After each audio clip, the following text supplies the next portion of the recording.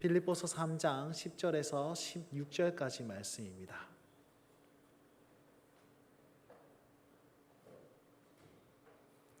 다 찾으셨으면 저와 여러분들 한 절씩 교독하도록 하겠습니다. 10절 말씀입니다. 내가 그리스도와 그 부활의 권능과 그 고난의 참여함을 알고자 하여 그의 죽으심을 본받아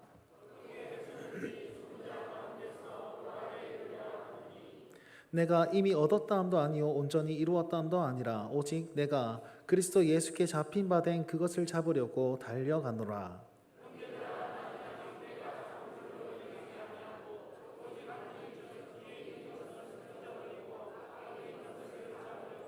표대를 향하여 그리스도 예수 안에서 하나님이 위에서 부르신 부름의 상을 위하여 달려가노라.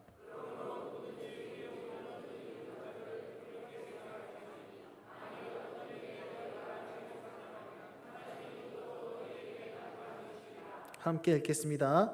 오직 우리가 어디까지 이르렀든지 그대로 행할 것이라. 아멘. 주의 예배 나오신 여러분 환영하고 주의 이름으로 축복합니다. 오늘도 우리 예배 가운데 하나님께서 영광을 받으실 줄 믿습니다. 그리고 우리에게 한없는 은혜를 베풀어 주실 줄 믿습니다. 이 말씀 붙잡고 우리 또 승리하며 나아가시는 온 성도들 되시길 주의 이름으로 축원드립니다. 아멘. 감사합니다. 여러분 우리 예배 가운데 나오셨습니다. 여러분 꼭 우리 모두가 예수님을 만나셨으면 좋겠습니다.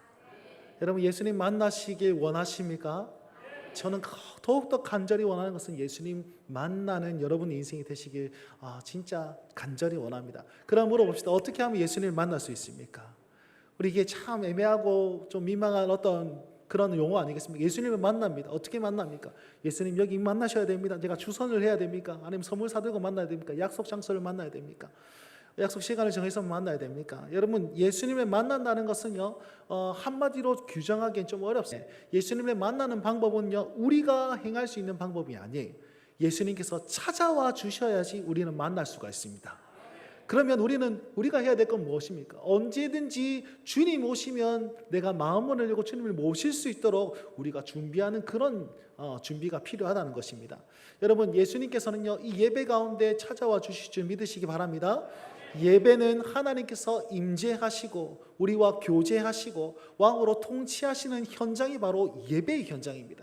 그렇기 때문에 지금 이 순간 말씀으로 우리에게 찾아와 주시고 우리와 함께 해주시는 분이 바로 우리 삼위 하나님이시라는 것입니다. 여러분 그래서 오늘 이 순간 정말 이 순간이 정말 중요한 거예요. 그래서 마음을 열고 우리 그분을 받아들이시면 좋겠습니다. 여러분 제가 한 가지 느낀 게 있는데요. 제가 요 며칠 전인가 하여튼 설교를 했는데 제 스스로 너무 설교를 못한 거예요. 스스로 이러면서 막 쥐구멍에다도 숨고 싶었습니다. 그래가지고 그날 폭식했습니다. 아이스크림 2개 먹고요. 우리 아내가 아이스크림 왜 2개 먹니? 뭐라 2개 먹고 집에 가가지고 막 김밥 막 먹으면서 제가 일탈 소소하게 했습니다. 10시 넘어서 김밥 먹는 게 그게 무슨 일탈입니까? 그러면서 막 머리 쥐어뜯고 내가 왜 그러겠을까? 제가 공부를 많이 하면 설교가 어려지더라고요. 설교가 어려지면 말이 좀 잘 안 풀리는 경향이 있습니다. 근데 있잖아요. 저는 설교를 망했다고 생각하고 막 머리 쥐어뜯고 있는데 그날 나가는데 어떤 성도님이 목사님 오늘 내가 말씀을 듣고 눈물이 날 뻔했습니다. 이렇게 얘기하는 거예요. 나는 너무 부끄러웠습니다. 그게. 제가 얘기하는 이유는 무엇이냐면 설교자에 따라서 여러분 은혜 못 받는 게 아니라는 사실을 가스라이팅 이렇게 하는 거 요만큼 있지만 중요한 게 뭐냐면 제가 그날 경험한 게 씨앗이 중요하구나. 농부의 손길이 중요한 게 아니고 씨앗이 중요하구나. 그리고 마음밭이 중요하구나. 이것을 느꼈습니다. 여러분 지금 하나님의 말씀이 뿌려지고 있습니다. 이 마음밭을 어떻게 가꾸고 계십니까? 이 시간 마음을 열고 주님을 만나기 소망하는 그것이 하나님의 은혜의 통로가 될 줄 믿고 그리고 하나님을 만나는 통로가 될 줄 믿습니다. 그래서 우리는 예수님을 만나야 돼요. 자, 그럼 만나는 방법은 여러 가지가 있지만 만났다는 그 하나님을 예수님을 만났다는 사람은요 꼭 변화되게 되어 있습니다. 반드시 변화되게 되어 있습니다. 이거는 어떤 말로도 표현할 수 없이 그냥 예수님을 만나면 변화되게 되어 있습니다. 내가 날 예수님을 만났다고 생각했는데 내 삶이 좀 안 변하는데요. 내가 주님으로 말미암아서 이렇게 변화되지 않는데요. 여러분 그런 분들이 계신다면 진정으로 예수님을 만나시길 바랍니다. 다른 것 아니에요. 제가 청년사역, 천성사역 하면서 누군가 그런 얘기를 했습니다. 내가 예수님을 믿는데 예수님을 만났는데 담배가 안 끊어지는데요. 그래 얘기합니다. 예수님을 진짜로 만나시기 바랍니다. 예수님을 꼭 만나시기 바랍니다. 예수님을 만나면요, 있잖아요, 우리에게 죄악된 모습들이, 흠의 모습들이 다 변화되게 되어 있습니다. 이게 죄구나라고 깨닫게 되어져 있습니다.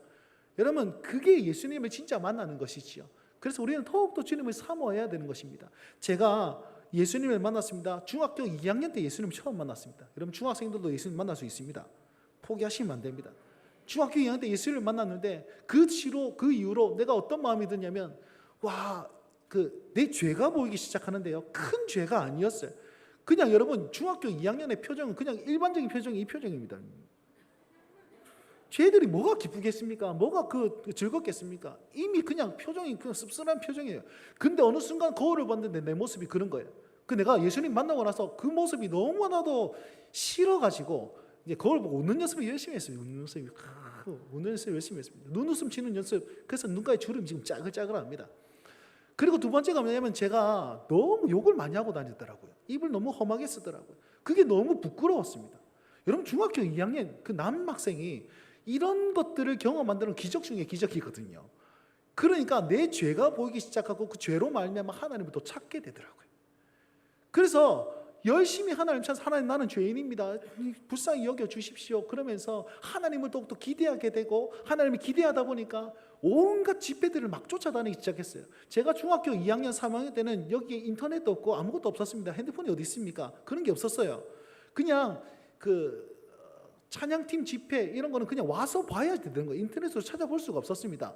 근데 어느 순간 김해에 그때 당시 최고의 찬양팀이 올레이션스 경배와 찬양이라고 있었습니다. 굉장히 할렐루야 하면서 부담스럽게 얘기하는 그런 목사님이 이렇게 찬양 인도하시는데, 그분이 오신다는 소식을 들었어요. 저희가 그때 중학교 3학년, 이제 중학생 때 이제 수련회를 갔어요. 수련회, 학교에서 하는 수련회. 코펠을 가지고 밥 지어 먹고 텐트 치고 자고 그랬단 말이에요. 근데 그날 마치는 날이었어요. 그날 체육복 입고 머리 이렇게 떡져가지고 코펠 들고 침낭 들고 막 이렇게 가가지고 텐트 들고 쫄리쫄리 가가지고 그 집회를 참석했던 적이 있습니다. 여러분, 예수님을 만나면요, 내 죄가 보이고 하나님 앞에 다 내려놓는 비움의 역사가 일어납니다. 그 다음에 두 번째, 예수님을 만나면요, 예수님으로 감격하여서 더욱더 주님을 사모하며 주님을 찾게 되는 역사가 일어나게 됩니다. 여러분, 이 두 가지가 반드시 일어나게 돼요. 무엇이요? 비움의 역사와 주님을 사모하는 체험의 역사가 일어나게 된다는 사실입니다. 여러분, 진짜를 만나면 가짜는 더 이상 볼 별이 없어집니다. 여러분, 영원한 것을 만나면 유한하는 것이 더 이상 가치 없게 여겨져요. 여러분, 이 삶이 예수님이 믿는 삶과 똑같습니다. 예수님을 만났더니 다른 어떤 것이 다 소중하게 여겼던 것이 소중하지 않게 여겨지는 거예요. 그게 사도 바울의 고백 아니겠습니까? 영원한 것들을 만났더니 영원하지 않은 것이 더 이상 나에게 유익하지 않구나, 오히려 해가 되구나, 이렇게 고백하게 된다는 것입니다. 여러분, 사랑을 해보셨습니까? 사랑했으니까 나 지금 이렇게 살지 않았겠습니까? 사랑 없이 그냥 살다 보니까 이렇게 됐습니까? 제가 연애를 할 때, 이제 지금의 아내와 연애할 때, 전 여친이죠. 그죠? 전 여친, 현 아내, 이해를 잘 하셔야 됩니다. 그분과 연애할 때 그분이 항상 물었어요. 오빠는 내가 어디가 좋아? 와, 남청년들은 이거 너무 힘든 질문입니다. 근데 꼭 그 과정을 거쳐야지 이제 평안하게 되거든요. 늘 항상 제가 그렇게 대답했던 것 같아요. 150이 안 되는 그 아담한 사이즈가 참 매력적이고요. 여러분, 지금도 사실은 아내의 정확한 키를 모릅니다. 안 가르쳐 주더라고요. 그런데 우리 아이들 키 잰다고 150cm 자를 이렇게 붙여놨는데 그 밑을 지나가시더라고. 그래서 150이 안 되는구나, 이렇게 생각을 하고 있습니다. 그래서 그 아담한 사이즈가 나에게 너무 좋고, 웃을 때 그 드라큘라처럼 나온 그 덧니가 너무 매력적이고, 눈가에 짜글짜글한 주름이 너무 사랑스럽고, 그 다음에 이렇게 막 다닐 때 흔들리는 그 팔뚝살이 너무 섹시해서 보였어요. 이런 식으로 얘기했습니다. 그러니까 막 때리면서 하지 마라 그러더라고요. 여러분, 그분을 만나니까 다른 분들이 눈에 잘 안 들어옵니다. 사랑해보면 콩깍지가 씌어가지고 그렇지 않습니까? 그때 되면 이 흔들리는 팔뚝 속에서 이렇게, 그게 다 좋아 보이는 거예요.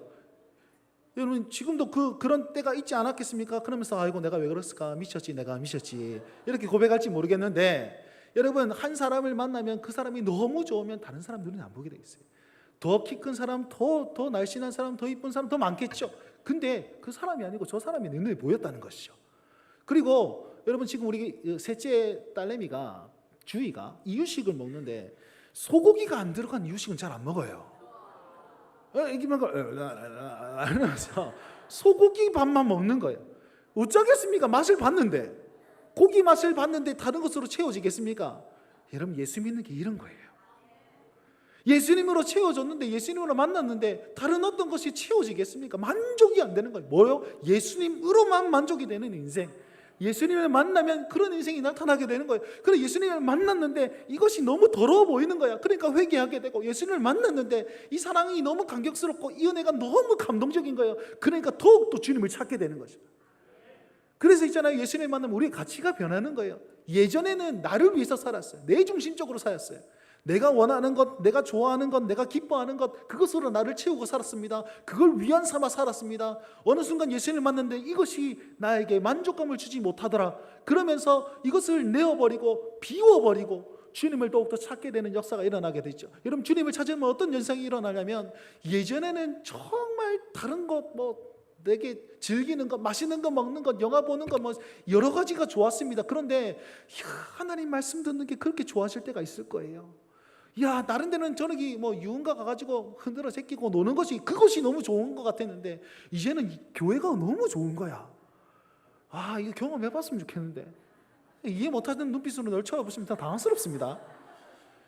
그리고 예전에는 다른 사람들과, 세상 사람들과 놀고 이런 얘기 저런 얘기 하는 게 너무 좋았는데, 이제는 성도들과 함께 교제하는 것이 너무 기쁠 때가 있을 것입니다. 그리고 나의 인생을 위해서 살았던 그런 인생이 이제는 하나님 나라 인생으로 살아가는 그런 역사들이 예수님을 만나면 일어나게 된다니까요. 여러분, 유한한 것이 아니라 영원한 것에 투자하면서, 그래서 이 네 가지 단어 뭡니까? 복음과 교회와 성도와 하나님 나라. 제가 우리 교회의 연구 비전으로 바뀌었네. 연구 비전으로 사용했던 그 네 가지 단어가 여기 있습니다. 예수님을 만나면 우리의 가치가 변하고, 그 가치가 이렇게 삶을 바꾸더라는 거예요. 여러분, 이것이 정말 소중하고 은혜로운 것인 줄 믿으시기 바랍니다. 사도 바울이 비워내려고 합니다. 그럼 비워낼 게 얼마나 많습니까? 여러분, 그는요, 그 당시에 거의 금수저 중에 금수저였습니다. 가말리엘에게 사사받아가지고, 가말리엘은 정말 유명한 석학에게 배움을 받았던 사람이 사도 바울이, 서울대학교 중에서도 가장 유명한 교수님에게 가르침을 받았다. 이야, 이게 얼마나 영광스러운 것입니까? 그런 인생이었고, 여러분, 그는 의로운 자였으며 율법으로는 흠과 티가 없는 사람이었고, 열정은 얼마나 열정적이었습니까? 기독교인들을 다 때리잡을 만큼 그렇게 열정적인 사람이 그였습니다. 그리고 특별히 그는 로마 시민이었습니다. 사도 바울이 전도 여행을 쭉 하다가 천부장이, 나는 돈으로 로마 시민권을 얻는데 너는 어떻게 얻었냐? 나는 태어나면서부터 얻었다. 여러분, 날 때부터 금수저가 바로 이분이었어요. 그렇게 자랑할 것이 많은 그였는데, 이 모든 것을 예수 그리스도를 만나니까 아무것도 아닌 것처럼 여겨지는 거예요. 나에게 만족감을 줄 수 없는 것처럼 여겨지는 거예요. 진짜를 만났더니 가짜가 더 이상 소중하지 않는 거예요. 그러니까 그것들이 신경 쓰지 않고 주를 위해서 살아가는 삶을 살게 되는 것이죠. 여러분, 이것은 뭐하는 것 같으면 이런 것입니다. 여러분, 비워내는데 채워진다고요? 내가 포기하는데 만족감을 얻는다고요? 이게 말이 안 되지 않습니까? 근데 말이 되는 이유가 있습니다. 여러분, 예를 한번 들어봅시다. 우리가 정말 몸이 피곤해요. 몸이 피곤해서 정말 자고 싶어요. 그래서 철푸덕 엎어져서 자는데 새벽에 갑자기 목이 너무 마를 때 있지 않습니까? 목이 말라서 막 죽을 것 같은 거예요. 그럼 여러분 어떻게 하십니까? 나 지금 너무 몸이 피곤하니까 침 꼴딱꼴딱 삼키면서 그냥 잘래. 억지로 주무십니까? 아니면 피곤한 몸을 이렇게 가지고 물 한 잔 딱 먹고 이렇게 주무십니까? 여러분, 전자는요, 진짜 내 몸이 피곤하다고 해서 그냥 애써 자려고 하면 더 잠이 안 와요. 더 목말라가지고 더 뒤척거립니다. 근데 진짜 피곤하고 힘들고 어렵고 고난 가운데 있지만 내 몸을 일으켜가지고 물을 한 잔 딱 마십니다. 정말 운동하고 나서 땀 쫙 흘리고 얼음물 콱 먹으면 골띵 해가지고 막 찬물이 이렇게 내려가는 거 다 느껴지지 않습니까? 밤에 그거 딱 하고 한 잔 딱 마시고 나서 딱 누우면요, 오히려 이 갈증이 해소되고 잠을 더 잘 잘 수 있게 되는 거예요. 이게 예수님 믿는 거예요. 여러분, 우리가 인생에 많은 어려움들이 있고 육시의 피곤함 때문에 나 자야 돼 이거를 채워야 돼, 저거를 채워야 돼, 요거를 채워야 돼, 내 인생 살아가면서 많은 것을 채우려 하는데 정작 중요한 목마름이 해결되지 않으면 그 모든 것이 만족감이 안 되는데, 주 예수 그리스도를 만남으로 말미암아 이것이 채워지게 돼요. 이야, 속 시원하게 되고 목마름이 해소가 딱 돼요. 그러면 모든 것에 만족감을 누리면서 살 수 있는 그 길이 주어진다는 것입니다. 이게 예수님 만나는 기쁨이고 삶이 변해는 하나님의 사람의 삶의 방식인 것입니다. 여러분, 이거예요. 오늘 사도 바울이 이걸 얘기하고 있는 겁니다. 내가 비워냈더니 채워집디다. 그래서 그 채움받음이 너무나도 감격스러워서 나는 더욱더 주님을 위해서, 주님을 더욱더 알기 위해서 갈망하며 살아갑니다. 이 고백을 하는 것이 오늘 10절과 11절 말씀입니다. 다 같이 한번 읽어봅시다. 10절 11절 말씀 읽습니다. 시작.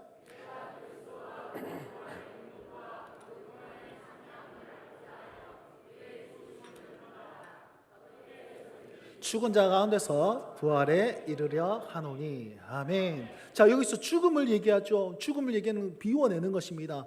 부활을 얘기합니다. 채움 받는 것입니다.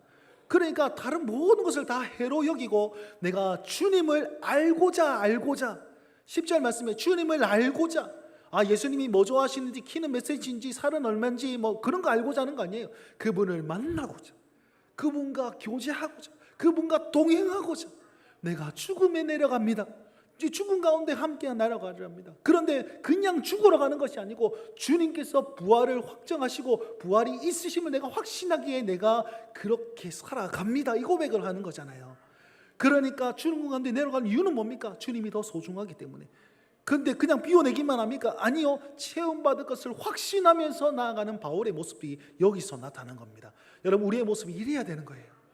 다른 모든 것이, 다른 어떤 것이 나에게 채움을 줄 것이라 생각하지 마시고 오직 주님으로 채워지면 그 모든 것이 채워지지 않아도 만족감을 누릴 수 있는 그 놀라운 일들이 여기에 있기 때문에 부활신앙, 소망 바라보면서 여러분 주님을 찾으시고 주님을 만나실 수 있길 간절히 바랍니다. 자, 그렇다면 주님을 한 번만 만나면 됩니까? 주님을 만났어. 그러면 인생이 전부 다 하나님 앞에서 소망으로 가득 차고 그렇게 쭉쭉 나아갑니까? 아니요. 다시금 넘어지고 다시금 실패하고 실수하고 죄 짓고 주님 앞에 부끄러운 모습들을 사는 그런 우리의 반복되는 인생이 있지 않습니까? 그래서 여러분 주님을 지속적으로 만나셔야만 합니다. 한 번 만나서 그냥 큰 은혜를 받았다고 해서 변화되지 않기 때문에 우리는 날마다 매 주일마다 임재하시고 역사하시는 그 주님 앞에 내 마음을 열어드리고 주님 나에게 찾아와 주십시오라고 고백하면서 주님을 오늘도 만나야 되는 것입니다. 여러분, 그 말이 무슨 말이냐면 사도 바울이 12절 말씀에 이렇게 고백하고 있습니다. 나는 부활신앙을 위해서 나아가는데 지금 내가 다 잡지 않았다. 지금 내가 가지지 않았다. 함께 읽어볼까요? 시작. 내가 이미 얻었담도 아니요 온전히 이루었담도 아니라 오직 내가 그리스도 예수께 잡힌 바 된 그것을 잡으려고 달려가노라. 아멘. 아직 확실하게 내 육체의 부활과 그 부활의 어떤 그 능력을 내가 아직 체험하지 못했기 때문에, 물론 내 영혼은 다시 주와 함께 다시 살았습니다. 그럼에도 불구하고 영원한 생명, 여기에서 말하는 부활은 하나님의 영화로움, 진짜 주님과 동행하며 저 천국에서 누릴 수 있는 그 영광스러움, 그걸 나타내고 있거든요. 아직 그 영광스러움에 내가 도달하지 않았기 때문에 나는 지금 갈망, 갈증 많다. 나는 주님을 향한 갈증이 많다. 주님을 향한 목마름이 있다. 아직까지 얻은 것도 아니요 이루었담도 아니고 잡아지지 않았기 때문에 내가 주님을 향한 그 갈증과 기대감으로 말미암아 나는 달려가노라, 이렇게 표현하고 있습니다. 사랑하는 성도 여러분, 우리 주님을 향해 달려나갑시다. 주님께 주시는 그 놀라운 그 영광스러움을 사모하며 나아가십시다. 어떻게 그렇게 살아갈 수 있습니까? 어떻게? 13절 말씀 보니까요, 내가 잡은 줄로 여기지 아니하기 때문에 오직 뒤의 것은 잊어버리고 앞의 것을 향한다라고 되어 있습니다. 여러분, 육상 선수가 막 달리기를 하는데 뒤를 쳐다보고 달리면 어떻게 되겠습니까? 자빠질 수밖에 없죠. 표대를 향하여 저 꼬린 지점을 향하여 전신전력으로 콱 달려나가는 것이, 그것이 운동선수가 해야 될 일입니다. 마찬가지로 우리는요 예수 그리스도를 만나는 그 인생은 나의 인생이 미래의 소망이 있다라고 확신하며 나아가는 인생이에요. 그럼 한번 꿰놓고 한번 얘기해 봅시다. 여러분, 미래가 아름답습니까? 미래가 더욱더 찬란할까요? 더욱더 고민이 많고 내일은 더욱더 내가 쇠하여질 것이고 내일 나이가 들면 내 지갑은 점점 얇아질 것이고, 여러분 여러 가지 고민들이 있지 않습니까? 내일이 잘 될 것이라는 그런 확신이 어디에 있습니까? 없잖아요. 그런데도 불구하고 신자의 확신은 내일에 있다라고 얘기합니다. 과거에 있다라고 얘기 안 합니다. 사도 바울의 고백을 보십시오. 뒤에 있는 것을 잊어버리고 앞에 있는 그 표대를 향하여 나아간다라고 얘기했지 않습니까? 여러분, 그 표대는 무엇입니까? 여러분, 우리 눈으로 보기에는 내일의 인생은 불안해 보입니다. 그런데 내일의 그 끝에 누가 계십니까? 예수 그리스도가 딱 있다는 거예요. 우리 인생의 끝에 예수 그리스도가 두 팔 펴고 날 안으실 것이다 라는 확신이 거기 딱 있는 거예요. 믿음의 눈으로 보면 나의 인생의 끝에는 주님을 만날 것이다.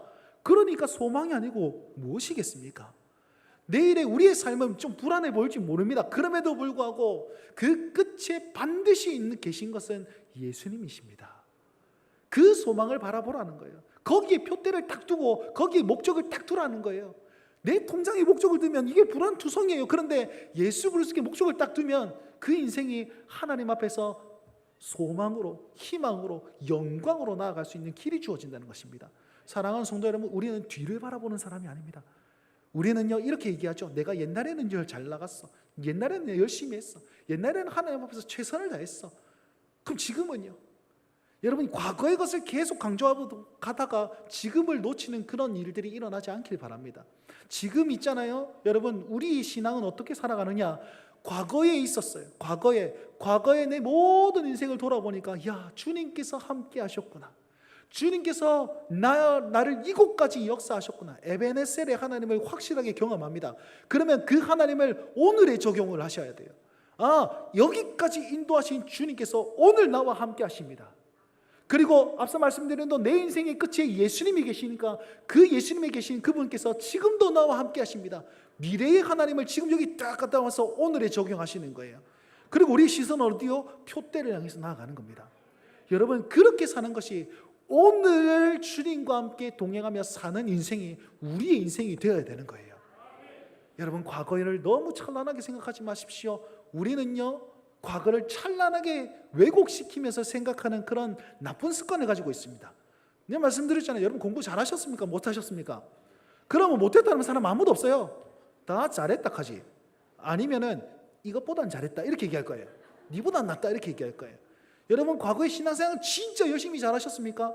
그때는 실패한 적 없으십니까? 그때는 죄 안 지셨습니까? 여전히 과거에도 죄 짓고 과거에도 넘어진 경력이 있고 과거에도 이리 삽질하는 경력이 많으실 텐데 그거 싹 다 까먹고 나는 과거에 잘했어라고 생각하고 있잖아요. 아니요. 그 모든 것 속에서 주님이 역사하셔서 나를 오늘에 이르기까지 하셨으니 하나님 나에게도 오늘 지금 이 순간에도 주님 함께 하시면 내가 믿습니다. 고백하는 거예요. 오늘 맥주 감사절 아니겠습니까? 한 학기 동안 이 반년 동안 주님께서 나에게 주신 그 모든 것들이 있습니다. 거기에 대해서 감사하고 확신하며 나아가는 절기가 오늘이라는 것이에요. 여러분 그 삶을 살아가는 것이 바로 14절 말씀입니다. 14절 말씀 다 같이 한번 읽어봅시다. 14절입니다. 시작.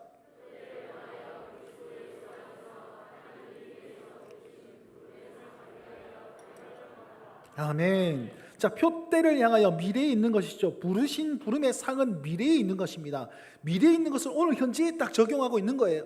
그리고 나는 미래에 상 받을 거야. 저 표대를 향해서 나아가서 나는 도달할 거야 라고 오늘 딱 적용하고 내일의 인생 가운데 주님이 나와 함께 하시고 나의 상 주실 거야 확신 딱 하면서 오늘은 어떻게 합니까?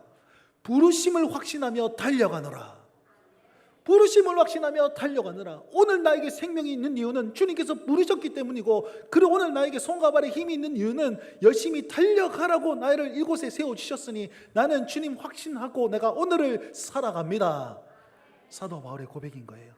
허황된 미래를 쫓아서 그냥 막연하게 쫓아가는 것이 아니라 확실한 믿음으로, 확실한 지식으로, 그 확실한 하나님과 동행함으로 말미암아 나는 오늘을 삽니다라고 고백하는 것입니다. 사랑하는 성도 여러분, 오늘을 주신 하나님을 바라보십시오. 오늘 나에게 기대감을 가지고 나를 주목하시는 하나님을 더욱더 믿으시기 바랍니다. 그분을 만나시기를 바랍니다. 그분을 만나심으로 말미암아 나는 오늘 주님과 함께 그 부활의 영광스러움을 살아갈 수 있다. 나는 승리할 수 있다. 그렇게 살 수 있는 것이지요. 그러면은 또다시 말씀드리지만 이 확신으로 살면 우리는 안 자빠집니까? 또 안 실패합니까? 그러면 이렇게 쭉 가야 되는데 곁길로 안 가시겠습니까? 곁길로 가게 돼 있다는 거예요. 그러면 가다가 일로 가면 어떻게 합니까? 가다가 일로 가면 어떻게 합니까? 나 또 넘어지고 또 실패하면 어떻게 합니까? 사랑하는 성도 여러분, 15절 말씀에 이렇게 얘기하고 있습니다. 누구든지 온전히 이룬 자들은 이렇게 생각한대요.